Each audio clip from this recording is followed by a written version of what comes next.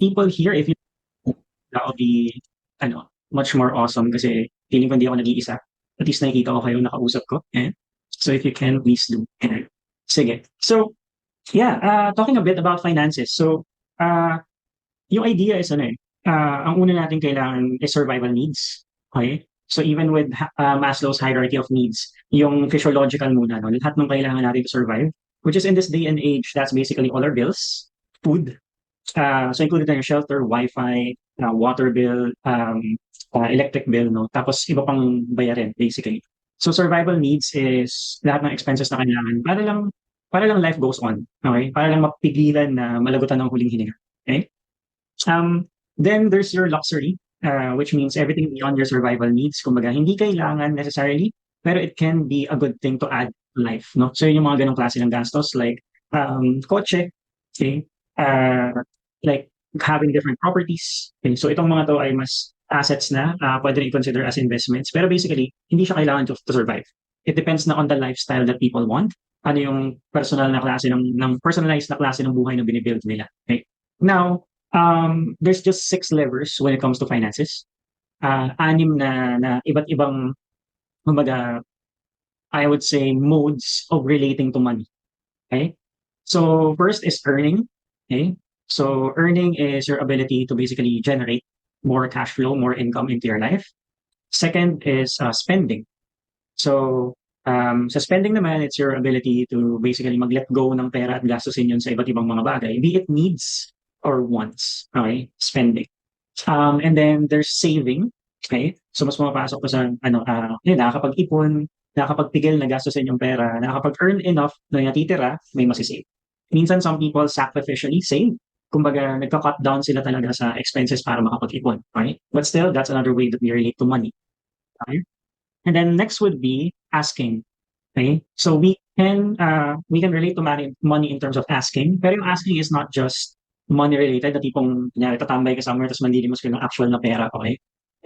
Everything kasi na like material stuff, external stuff in our life, it costs money, okay? So when we're asking for something, kahit hindi necessarily direktang pera yung hinihingi natin, meron pa ring equivalent yon na value of money. Minsan man, yung oras ng ibang tao, no? So yung oras ng ibang tao, that has an equivalent value pa rin of money. So if we're asking time from people that we love, people na we want to learn from, people na gusto natin maka-hangout, like friends and stuff, translatable pa rin yung oras na yun into money. Okay? Because if they are using that time na hinihingi natin sa iba, if they're using that time for other stuff, they can actually gain money out. Okay? So yung mga equivalents, no? So asking is another way that we relate to money. But hindi siya ganun ka-direkta. Okay? So yung earning, spending, tsaka saving, direkta na tungkol sa pera. Yung asking is another way to relate to money, pero hindi necessarily direct na money lang. Okay? Yung dalawa pang other is giving and receiving. Okay? Two sides of the same coin. So ganun din. Nagbibigay tayo ng pera sa ibang tao through giving. Pwede rin naman na oras yung binibigay natin sa ibang tao, and yung oras natin has an equivalent money if we're using it for generating other income. So may mga costs dyan, di ba, in between. Tapos with receiving, ganun din naman. Okay? So, yung receiving, pwedeng hiningi mo muna bago mo i-receive, pwede naman kusang binigay lang sa'yo. Minsan mga film hindi ko alam kung may mga kilala kang ganito na parang, o baka kayo mismo, yung tipong may mag-offer sa'yo, ililibre ka, pero tatanggihan mo pa, kahit gusto mo naman, yung mga ganyan. Okay? Yeah. Ano tong echo? May echo. Pambihira. Jericho Rosales yung sinasabi yung kamukha ko ngayon. Kala ko naman nag-e-echo nag-e-echo yung mic. Anyway, inviting everyone to turn your videos on para nakita ko naman kayo. We're talking right now about finances and the different ways we're relating to money. So we've summarized it into earning, spending, saving. Tapos, ano ulit yung pang-apat? Nakikinig ba kayo? Diba kayo? Ano yung pang-apat natin? So yung pang-lima is giving, pang-anim is receiving, yung pang-apat is asking. Okay, solid, solid, solid. At least confirmed na meron nakikinig. Right. So, here's the thing. Kahit ano yung gusto nating i-improve with our finances, pipili lang tayo dun eh. Pipili lang tayo dun sa anim na yun. Ano ba yung sa tingin ninyo kapag mas in-improve ninyo na area of your life? Okay? Overall, mas magiging maganda yung flow ng pera sa buhay niyo. Okay? So, some people, or actually most people think earning is the foremost thing na kailangan trabahuhin. Okay? Pero I know a lot of people who has jumped in terms of income, pero wala namang natira sa kanila. Kasi lahat nagastos, karamihan sa nagastos hindi na-track, karamihan sa mga nagastos, hindi nila masyadong naramdaman kung paano yung flow ng buhay, ng pera sa buhay nila. Hindi rin nakapag-save. So when it comes to, kumbaga, na-enjoy naman nila yung pera nila kasi nagastos nila. Pero kapag emergency na, wala silang mahuhugot. Okay? So hindi necessarily kapag na-increase yung income, ibig sabihin nag-i-increase din yung quality of life. It depends. Merong mga tao na mas nasisira yung buhay nila dahil tumataas yung income nila. Dahil hindi sila handa na hawakan ng maayos o i-manage ng maayos yung pera na pumapasok sa buhay nila. Okay? So, looking at this, if you want better finances, you can just pick one of those six. Alin dun sa anim sa tingin ninyo yung mas kailangan i-improve in your life right now? Minsan it's earning talaga. But usually that's a trap for most people.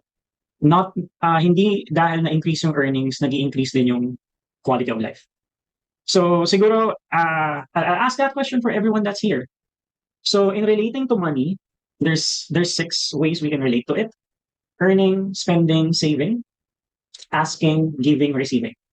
Ano sa tingin ninyo yung pag pinili ninyo sa buhay ninyo ngayon, tapos i-improve nyo yung area nyo, mas gaganda yung takbo ng pera sa buhay? Can you type it in the chat? Yan, meron tayong isang sagot, asking.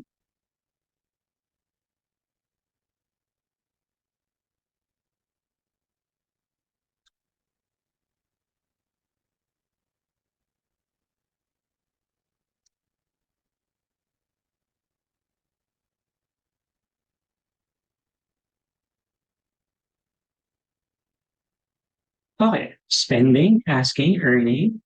Ayan. Sige, tingnan natin yung iba't ibang scenario. Okay. So sa earning, medyo madali. Diba? Alam na natin na pag increase yung earning natin, then mag-increase din yung budget natin sa iba pang mga bagay. Okay? Now, some of those, depende na kung saan mag-flow. Now, let's look at spending. You can spend on very basic. You can spend on needs and wants. Okay? Now, yung wants, dalawa lang yung klase. Merong wants na merong ROI, merong wants na walang ROI or mababa yung ROI. Pag sinabing ROI, that's return on investment. Okay? Ibig sabihin, pag nag-spend ka on something, ano yung balik sa'yo? Now, it's not always direct. Example, nag-spend ka sa lupa, okay? So that's an investment. Binenta mo yung lupa sa mas malaking halaga, then meron bumalik sa'yo na actual na pera. Okay? Pero, pwede rin naman na mag-spend ka ng pera sa lupa, tapos ibenta mo yung lupa ng palugi, then basically, lugi ka pa rin doon sa cash na babalik sa'yo. Okay? So not everything that we automatically spend on, ibig sabihin, may ROI talaga agad na maayos. Depende pa rin siya sa parameters of what we're spending on. Meron naman hindi direkta. Kunyari, nag-spend ka sa kotse. Okay? So yung kotse, saan mo magagamit? Some people can use it for grab car. And then yung monthly na kinikita nila sa grab car, yun yung pambayad nila, no? Monthly na hulugan dun sa niloan nila for that specific car. So it's a self-sustaining thing. Kumikita sila, tapos may asset pa sila na nakukuha along the way. Meron ako isang kakilala, taga Valenzuela sila. Okay? So asawang babae, Valenzuela freelancer. Yung lalaki na asawa niya, yung husband niya, nagtatrabaho sa Ortigas. Okay? So from Valenzuela to Ortigas. Ginawa niya, binili niya ng motor yung asawa niya, tapos in-enroll niya sa Joyride. So ngayon, nagulat na lang yung asawa niya na rider na pala siya. Pero everyday, pero everyday, nagagamit niya na may kasabay, sinasabay lang siya na biyahe papuntang Ortigas na malapit, tapos pauwi, papuntang Valenzuela. So kumikita ng konti, at the same time, pasok pa rin doon sa priorities na nakapasok doon sa work and masubok siya nakakauwi. So, depende. Daming diskarte. Okay? But spending, you can either spend on yung needs, matic yung spending na hindi pwedeng pabayaan. Yung wants, dalawa lang. Merong ROI generating, merong non-ROI generating. Okay? Now, when it comes to saving, okay, saving. Tingin ko malaking problema to sa, sa common freelancing and entrepreneurial space that we are in. Like, a lot of people would go to me and share, Coach, gusto ko mag-scale ng business. Sige. So, magkano na ipon ng business niyo? Kailangan ba may ipon? So, parang that's the usual thing, no? Tapos, sa emergency funds, hindi lahat may emergency funds, hindi lahat nag-invest sa HMO and insurance, no? Of course, there's a lot of room for financial literacy in the Philippines. Pero when it comes to savings, normally lang, kahit wala kang pinag-iipunan, you should at least save a portion of your savings, of your earnings.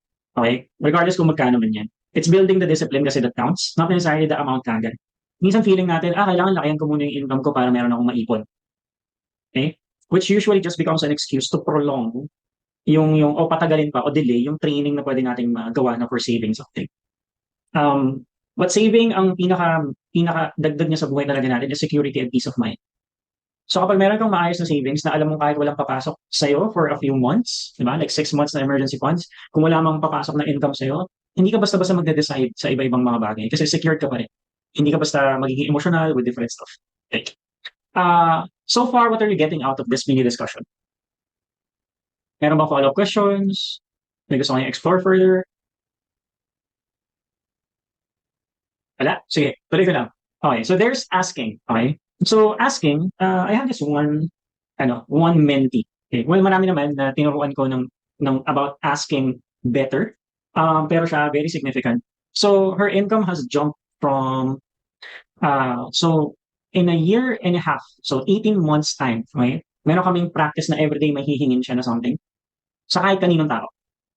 It doesn't have to be monetarily. Basta meron lang siyang hihingin na something sa kahit sinong tao sa buhay niya on a daily basis. Okay? Now her income has jumped from, parang dati, yung consulting fee niya is 10,000 pesos. Okay? And she spends like 2 hours for that. So parang 5K per hour yung rate niya. At this point in time, she's charging around 50,000 per like 1 hour to 1.5 max. Okay? And hindi siya nawawala ng client per month. At the same time, hindi ito yung main thing niya. Nasa core ko siya. So yung freelance niya na consulting is sideline lang. Asking has a way to empower us for possibilities. Natitrain na rin tayo nito for being immune to the effects of rejection. Okay? So the more you try to ask, tapos kahit wala yan sa context ng client work, kahit wala yan sa context of business, basta pinapractice mo mag-ask, it will have benefits sa kung paano ka nakikipag-usap sa iba pang mga tao kapag business context na. Okay, service provider context. Okay. So next would be giving. Giving. The idea about giving is, para siyang saving. Okay. Pero nag-iipon ka sa buhay ng ibang tao.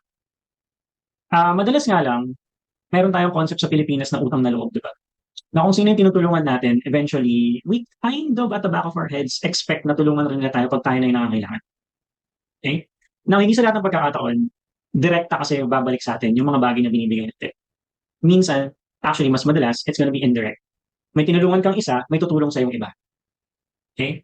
That's how the usual cycle goes. Now, minsan, yung tinulungan mo, pwede ka rin tulungan pabalik, and that's totally fine. But iba-iba tayo ng bandwidth. So to expect na lahat ng tinutulungan natin will directly help us back when we need it, lugi tayo dun sa expectations kasi madi-disappoint lang tayo.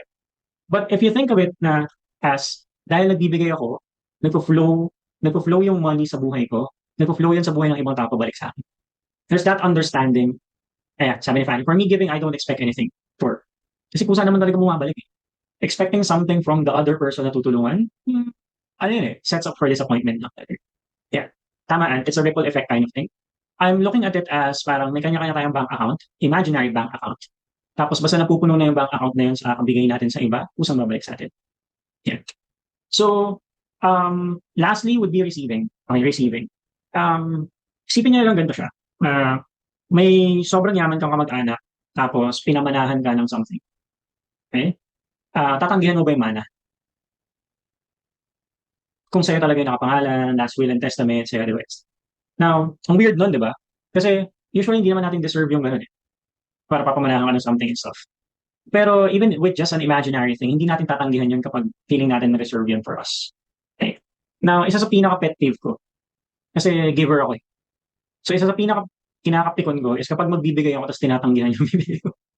Pero syempre hindi ko na yung sinasabi sa ano. Hindi ko na yung sinasabi sa pagbibigyan ko, okay. Pero naiinis ako pag kailangan ko pang ipilit na, sige na, tanggapin ko na, isa, yan.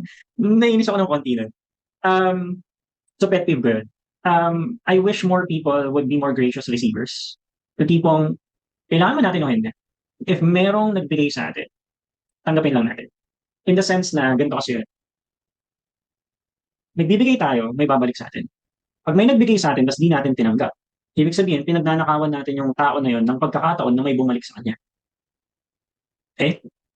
So, thoughts dito. Ganun ako, naiiyak kasi ako, ba't I'm unlearning? Yes, unlearn mo na yan. Ano yan eh, let's not break the cycle. Okay? If nagko-contribute ka sa pag-break ng cycle of how resources and especially money flows into your life, if hindi ka nag-ask, hindi ka nagre-receive, hindi ka nag-give, mapapansin mong mas mabagal yung flow ng cash sa buhay, ng money sa buhay. Okay? Because naturally, ganun talaga siya dapat nag-flow. Okay, pero depende kung sino yung nagbibigay. Ayan, kung mukhang terorista, di ba, or mukhang scammer or something, baka mamaya. Like if mapanumbat, okay. Like if mapanumbat yung nagbibigay, ayoko tumanggap. Pero kung okay siya, I will receive. Oh yeah, I mean, here's the thing. Some people, or most people nga, pag nagbibigay, ang utang na loob is direkta yung point of view. Kaya yung pananumbat, for most people, it actually happens. Either verbally man nilang sinabi yun of it. But the idea is, may tendency halos lahat to remind us of the help na binigay sa atin. Kasi nga, the expectation is, direkta yung balikan ng tulong na yun. Okay? But yeah, ito is discuss lang naman natin sa inyo pa yung choices nyo. Totally fine. Let's make a discussion out of this. All of this is in the context of improving cash flow in your life, improving finances in your life. Okay? Kahit isa lang dun sa anim na modes of how we relate to money, yung ma-improve mo, makikita mo yung pinagkaiba. Yeah. Sakto, I read about giving reciprocity kanina. We have to be very din daw kasi minsan yung ibang nagbibigay, they're using it as a tool for manipulation. Yes, yes. Kahit nga sa marketing eh. Ano yung madalas yung naririnig para makabenta ka? Give value muna, di ba? So, look at it that way na parang, okay, pag may nagbibigay sa'yo ng value, okay, yung iba, probably may agenda, right? So the idea is, if we break free from the notion na dapat direktang may balik, okay, so mas less prone tayo to manipulation. Kumbaga tatanggapin mo lang pero ano to, no strings attached to. Kumbaga alam mo na yun from the start.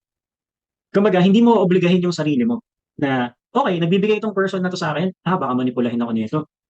Pwede naman na, okay, nagbibigay itong person sa akin, tapos pwedeng sabihan mo na kagad na, tatanggapin ko to, pero no strings attached. O kaya, uy, ang bait mo talaga, tatanggapin ko to. May kapalit ba to? Pwede mo, pwede mo, nakakatawa kapag sa atin hindi natin, parang hinahayaan lang natin, tapos parang may unspoken stuff in between yung mga transaction or whatever. Pero pwede naman nating tapatin eh. We're actually adults at this point. Minsan nga you can be humorous about it. Yung mga tipong kunyari, ililibre ka, baka magpalibre ka naman sa akin next time, yung mga ganun lang, no? We can have our own ways naman of receiving this na hindi tayo matatali. But yes, it can be used as a tool for manipulation. So if we hold on to the belief na hindi naman lahat ng binibigay sa atin ay direkta natin dapat ibalik, at hindi lahat ng pinagbibigyan natin ay direkta din dapat na ibalik sa atin, less room to be manipulated whatsoever. My countries na may monks asking for alms, not because they need them, but to give people a chance to give. Yes. Yes. Same philosophy yun of what you sow is what you reap. Yeah. Ako naman not affected, basta I receive if someone is giving. Nice. Now, ako, meron ako mga pagkakataon na may tinatanggihan. Okay? Ito ay kapag yung ibibigay sa akin is nagtitake ng malaking space sa bahay. Okay? So kapag may nagregalo sa akin ng items, maliit lang bahay ko. Dahil marami akong laruan before. Sa mga box na mga laruan. Ngayon, mas maliit yung bahay ko ngayon. So, mas pa rin yun. So pag mga items, actually, yung iba natatanggihan kaya. Ayan. Anyway, ano pa ba? Mayroon pa ba dito? Masarap magbigay at masarap din tumanggap. Yes. Mas maganda malinaw sa umpisa pa lang. Yung makikita natin dito yung mga experiences natin na iba-iba, halo-halo yan, di ba? Kaya kung sakali na, hindi nyo kailangan i-improve lahat sabay-sabay. Kung ano yung feeling ninyo, mas may least resistance kayo na improve na area of life right now, dun sa anim na yun, is it earning more money, spending more money, saving more money, asking, giving, receiving? So dun sa mga, mapapansin nyo, yung mga portions dyan na meron pa kayong mas malaking resistance, malamang hindi pa ito yung season ng buhay nyo para yun yung tutukan. Like, okay lang yun. Kasi kahit alin dyan yung improve mo, overall naman mag-i-improve unti-unti. Okay? So kung ano yung tingin niyo mas madali o mas least yung resistance sa inyo ngayon, na mas okay improve in your life, yun yung tutukan nyo. Huwag nyo nang pahirapan yung sarili ninyo. Ang mahalaga is nag-move, may progress, may growth, may improvement. Iyon. Paano if Tronos na chair? Ano yung Tronos na chair? Oh, yung gaming chair na humihiga. Oh, yeah. Naghanap ako niya ng matagal dati. Out of stock na. Pre-order lang pala lahat yun. Tapos yung mga nagbabuy and sell, dami kasi nang i-scam dun sa mga group. Anyway, ayoko na ng Tronos chair sa buhay ko ngayon. Dati lang yun. So, yeah. Anyway, so other questions from the group, follow-up questions, anything you'd like to discuss this lovely Friday afternoon? Meron ba? Other questions from the group? Meron ba kayong sinasort out sa buhay? Like, tinatry na i-figure out? Kailangan ng other perspective, other angles to look at? Meron kayong pinapabilis na result. Meron kayong matagal nang nade-delay, tapos gusto nyong makausad na. Stuck ba kayo in something? Diba? Tapos tumambling ka na't lahat, hindi pa rin nasusolve. Nasaktan ka ba recently at kailangan mo i-process? Diba? Nalilito ka ba sa mga tao sa buhay mo? May gusto kang sabunutan, hindi mo magawa. Ayan, okay. For Fanny, dati thinking ko, emergency funds dapat 3 to 6 months. Dapat pala 2 years. 1 year pa ubos. Gets. Eh kasi naman, ang emergency funds, super subject pa rin yan sa inflation, di ba? At ang inflation ay dalawa, hindi lang yan yung economic. Okay? So yung madalas natin nakikita ang inflation rate sa nire-report sa balita, di ba, sa ganyan. Yun yung economic inflation. Basehan lang yan ng mga negosyo.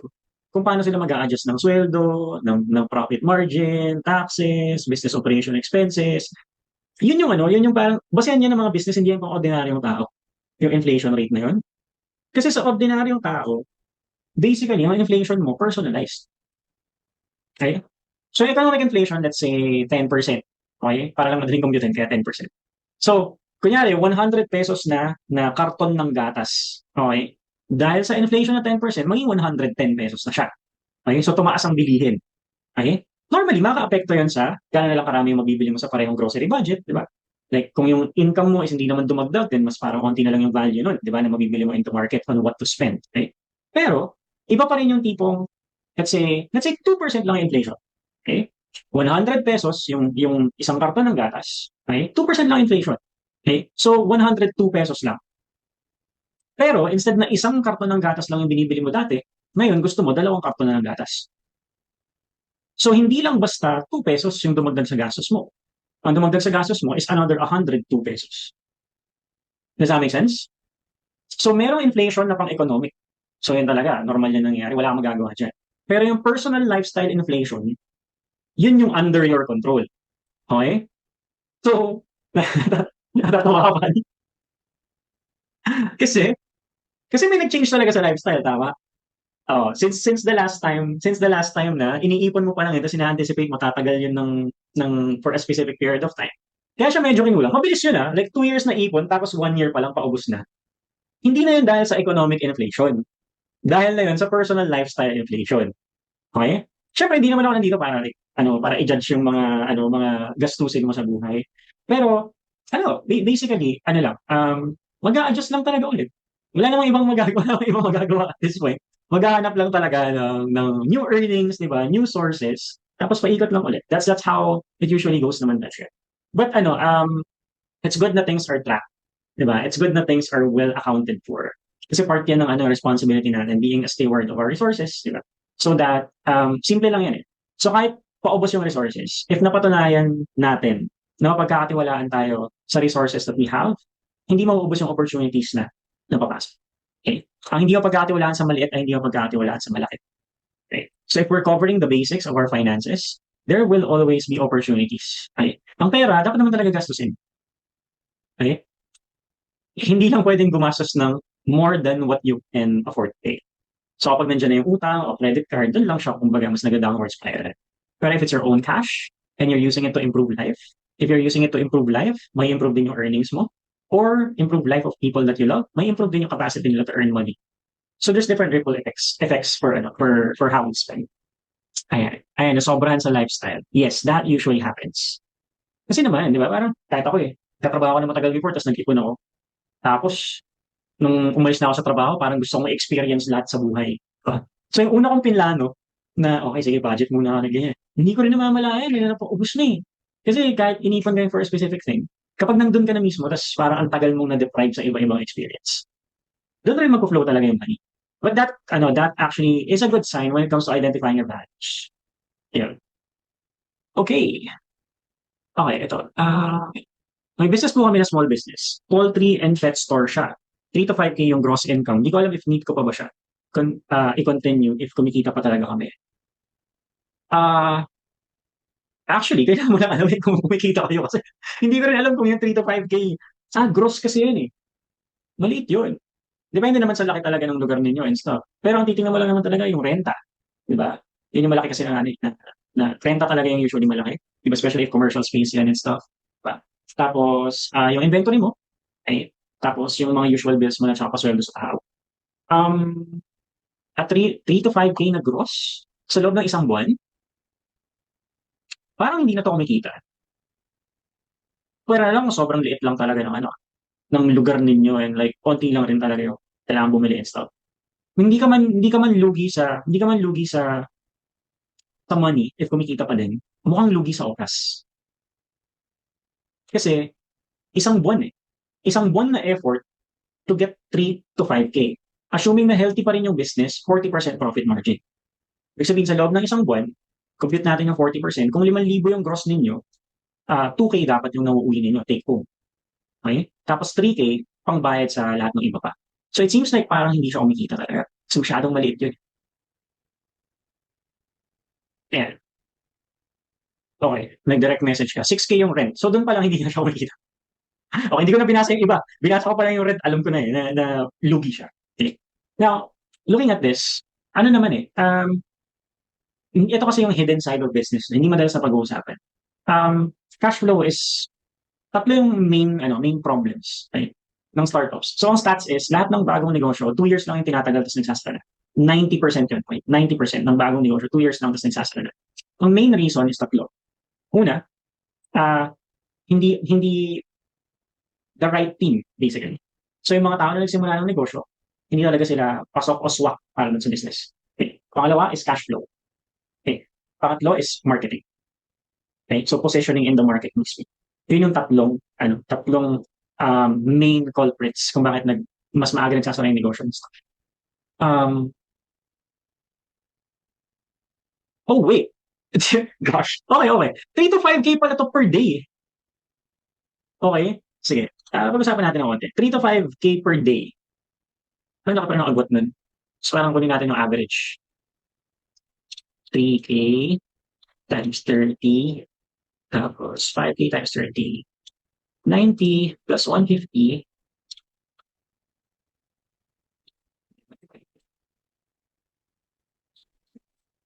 Okay. Napaka ako sa math ko. So basically, yung average ito is 4K a day. Okay, which is 120 pesos a month. Itong expenses na nandito na binigay mo sa akin, ito ay aabot ng 7, 8,000 pesos. Okay? Ito na yung kailangan mong tingnan. So 120, ang kailangan mong take home at the very least is 30. Kapag hindi 30K yung take home mo sa 120 per month, lugi ka. Kahit may take home ka pa. Okay? Kung hindi siya pumapalo ng 30, hindi sulit yung effort for the business. Yun lang. Is that clear enough as a metric for now? You need to compute. Anong basis ng 30? 40% of gross. Tama ba yung math ko? 30K ba yung 40% ng gross? Mental math ko lang yun. Tama, tama, tama. Tama ba? Sorry. 120K times 40% times 0.4. Tama naman. 48. 48. 48. Yeah, 48 pala. So that's 40%. Sabi, malulugi pa lalo yung negosyo mo dahil sa maling math ko, no? Tama yung principle pero mali yung math.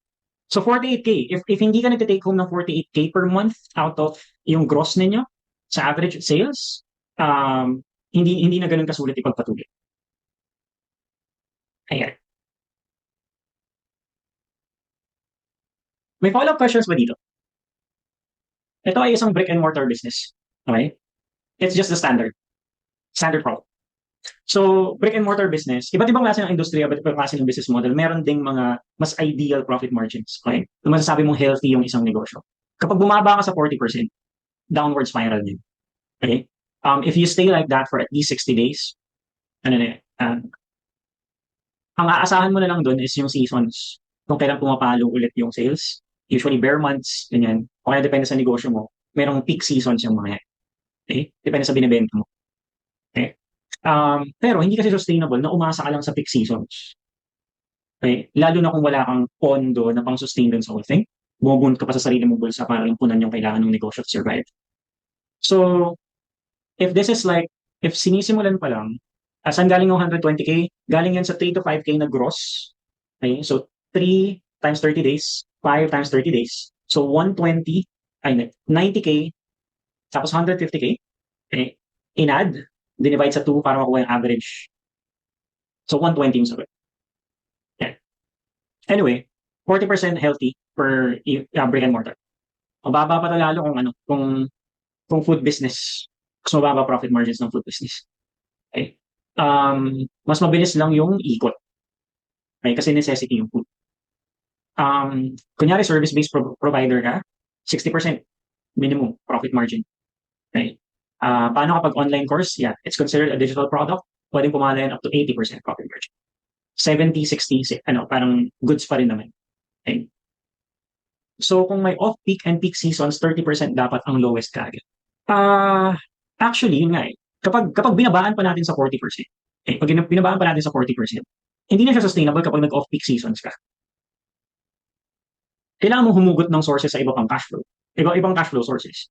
Mag-loan ka sa bangko, utang sa Mumbai, ilang sa mag-anak, para lang mag-survive siya hanggang sa peak season ulit kung saan makakabawi ka ng mas malaki. Ayan, usually yung nagsasuffer dyan, yung kinikita, yung pwede nang ibulsa ng business owner. So, imbes na kumikita ka from the business, mag-aabono ka pa para dun sa negosyo. Now, some people can do that. And for others, actually, mas karamihan, hindi. But you do understand from what I'm saying, bakit ako mismo may negosyo na 5-6. And why there is a demand for microfinancing na hindi nauubos.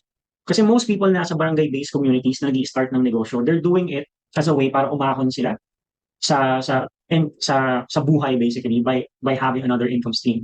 Pero sila rin yung mga tipo ng tao na wala naman talaga ganun kalaking emergency funds for themselves. Minsan nga walang-wala talaga.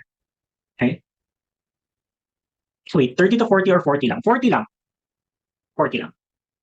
40% healthy for brick and mortar. Kapag digital, then pwede ka mas maging lean na business. Ang isang lean na business is 20 to 25% ng expenses. Pwede ka mag 75 to 80% na margin. Na hindi lahat ng negosyo pwedeng maging lean yung business model. Lalo na kung product-based yung business. Kasi kapag product, mamumuhunan ka muna sa produkto. So naka-invest yung pera mo dun sa products tapos i-dispose mo yun by selling. Kung mabagal yung pagbenta, mabagal din yung ma-stock yung pera mo dun sa mismong inventory. Diba? So, is this making sense? I know, masyado ba itong jargony right now? Like, medyo nag-turn to a different direction tong usapan natin na ano, na huwag sana kayong malito. Kung wala pa kayong business na ginagawa ngayon, di ba? Hindi nyo kailangan basta magsimula. Pero kung magsisimula man kayo, consider nyo yung profit margin sa simula pa lang. Okay? A business idea na mas madaling panindigan long term, malinaw yung numbers behind it. Okay? Even ako mismo, pag nagsisimula ng negosyo, mag-i-invest sa negosyo ng iba, or we'll have business partners, ito yung elephants in the room na kailangan namin pag-usapan. Coach, medyo hirap ako intindihin kahit nagbe-business ako. I-gets ko. I-gets ko. Sige. So, pasimple natin. Ang kailangan mo lang tingnan is, compute ka, ang take home nyo ba per month, yung tipong pwede nyo nang ibulsa, is 48,000 pesos. Tingnan mo yung last 6 months na nag-operate kayo, nakakapag-uwi ba kayo ng 48,000 pesos, minus na lahat ng ginastos nyo, minus na lahat ng expenses per month. Kung hindi umaabot sa 48,000 pesos, compute mo yung difference. Kung 40K, 8K lang yung yung kulang, ba kaya pang abot. Pero kung kalahati, like 24K lang yun na iuwi, ang laki ng kailangan mo abuli doon. Okay. So, kapag di pumapalo ng 48K in the last 6 months, I would say hindi na to ganun ka gandang negosyo na ipagpatuloy pa. Okay? Yeah. Hindi ko masabi, coach, wala kaming system, laging estimated lang. Kaya nga. Kaya kailangan mong compute.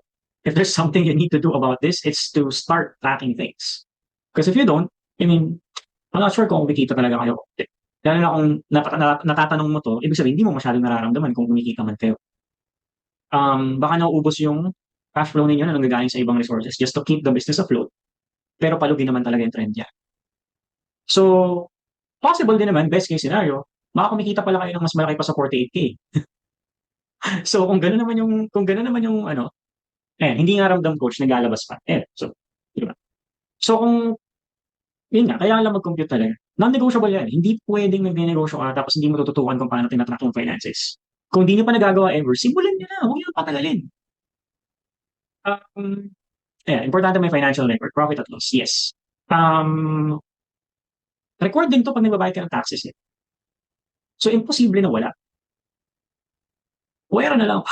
So, I won't dive into that. pero meron din kasi na kumbaga, nalulusutan yung mga ganyan kapag may illegal na whatever. Okay. Pero, yeah, kailangan mo mag-compute. Hindi uusad yung conversation unless you get that computation talaga. Yeah. Right. So may other questions ba from the group? Sabi ni RD, sa'yo na yung 40% as in personal money na yun? Or may pupuntahan pang iba? Yes, pwede nang i-take home if you want. Now, other people, even if kanila na yun, business owner sila, kanila na dapat yun, and they still want to reinvest it into the business, it's their prerogative. Pwede pa rin nilang piliin yun. Pero kung tutuusin, pwede mo nang i-take home talaga yun. Okay. Ang profit margin, net profit margin, yun yun. So, yun na talaga yung pinakakinita mo. Okay. Depende sa'yo kung saan mo gustong gastos. And pwede mga i-reinvest rin pabalik sa business if you want. Yeah.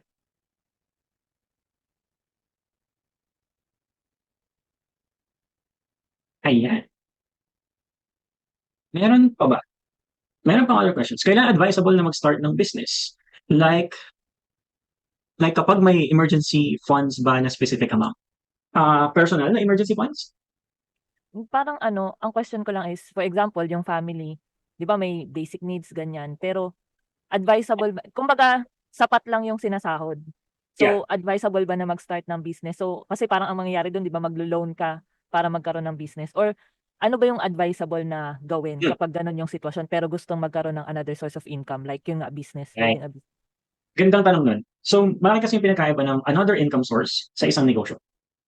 Okay? Ang negosyo ay pwedeng maging another income source. Pero pwede rin naman kung malugi, hindi siya another income source. Okay?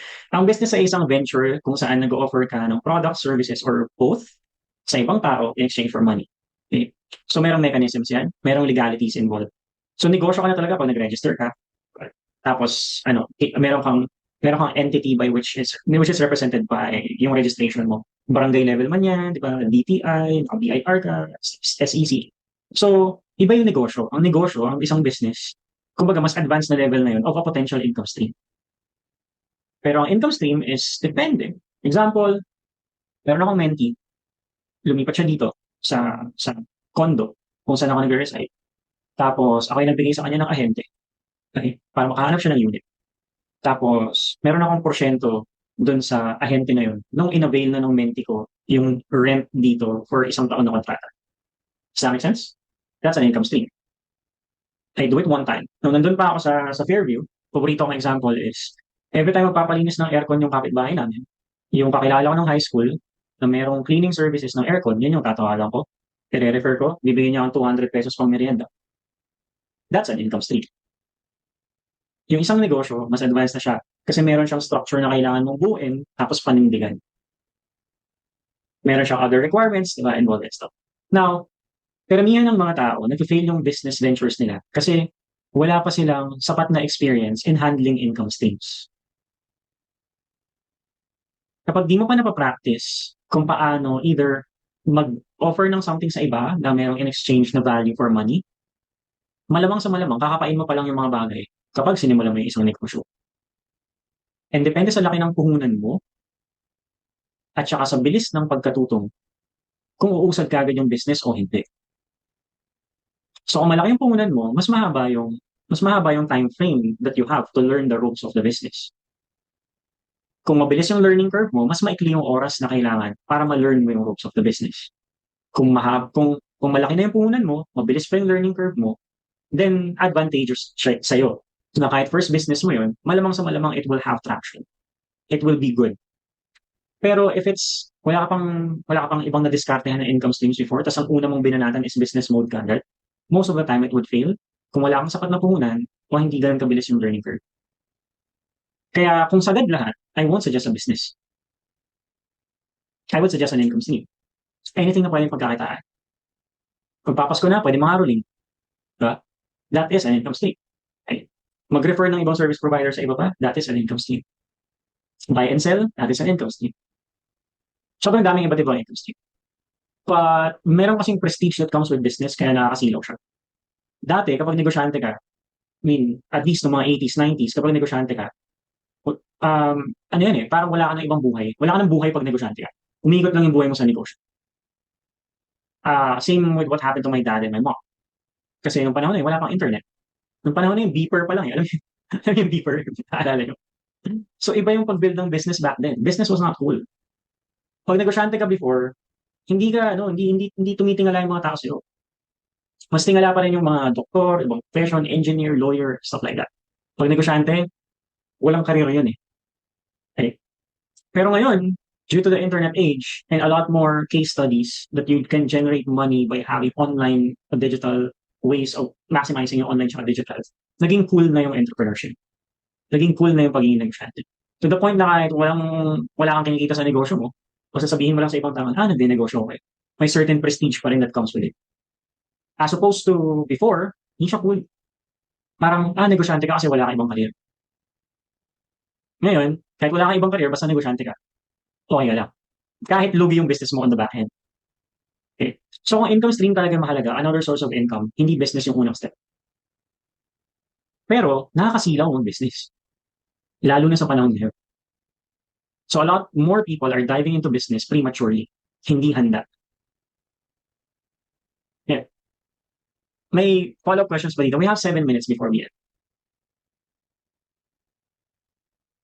Sabi dito, worth it ba bumili ng mas mabilis na laptop dahil ang current mabagal and slowing me down? Napapaisip dahil di stable ang income source na ngayon and baka hindi mag-ROI. Oh, that's a pretty great question. Okay? Now, here's the thing. Ako, nag-freelance ako dati sa computer shop. Okay?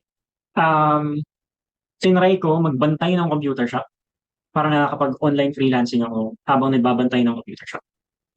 Okay? I know what it's like na yung una kong laptop is galing sa pawn shop. Hindi brand new.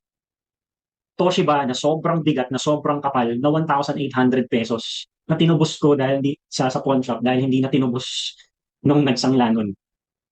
Okay? Pwede nga yung ano eh, pwede yung tipong parang pag hold upin ako, pag sinaksak ako, o kaya binaril ako, feeling ko, ano yun eh. Pwedeng ipananggayang Toshiba ko na yun. There may be other options. Yun yung isang thing eh. If income is unstable, we don't have to parang push for the main option that we're seeing. Okay? Kasi kung ang goal naman is to ROI, okay, ang goal is to ROI, eventually, makakuha ka ng something na pambili nung mas gusto mo pa. Okay? So this is more a stepping stone na mindset. Okay? So kung hindi na okay yung ngayon, ano yung second hand na pwede? Diba? Baka meron din sa pawn shop malapit sa inyo. Baka may kaibigan ka na meron tas di na ginagamit. Okay? Like kagabi lang, may kinunik akong 2 tao sa mastermind. Yung isa may drawing pad na hindi niya na ginagamit. Yung isa gusto mag-practice ng drawing pad. Ano nangyari? Binigay na lang nung isa. Binigay na. Nakakatawa kasi ako nakaupo dito tapos yung wife ko tapos anito yung isa. Ito gusto mag-practice na mag-drawing sa whiteboard and stuff. Hindi niya alam kung paano. Isa may drawing pad. Napag-usapan sabi ko, nag-start ako sa drawing pad. Ngayon iPad na ginagamit ko pero nag-start ako sa drawing pad. So, sabi lang ng isa, hindi ko na ginagamit yung drawing pad ko. Gusto mo sa'yo na lang. Nakakatawa na parang, okay, sige, nag-transaction kayo dyan kasi kailangan nyo yung isa't isa. There's different ways for this to move forward. It may not always be nakasalalay lang sa sarili nating resources. Okay? Naranasan ko na manghiram ng desktop for 2 months sa best friend ko. Okay? Naranasan ko na nasiraan ako ng RAM ng desktop, nanghiram muna ako ng RAM. Okay? So, I'm saying this na parang, lalo na if income is scarce. Yung highest risk, hindi yun yung advisable. Pwede may risk pa rin, pero babaan natin ng konti. By allowing for other types of options. Okay? Yeah. Does that make sense as an answer? Baka may iba pang options eh. Diba? Pagpa-swipe ka ng credit card, diba? Tapos monthly lang yung hulugan doon with someone that you fully trust and ayaw mo masira yung relationship ninyo kapag hindi, diba? Kapag hindi nag-pan out. So magiging mas responsible ka na mag-ROI ka agad doon sa pinurchase mo.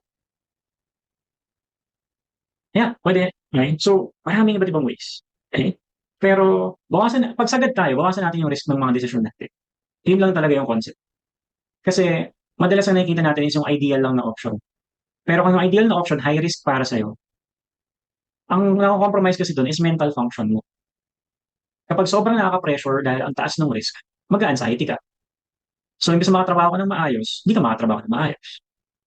You're gonna work out of fear, and nakaka-drain na rin yun.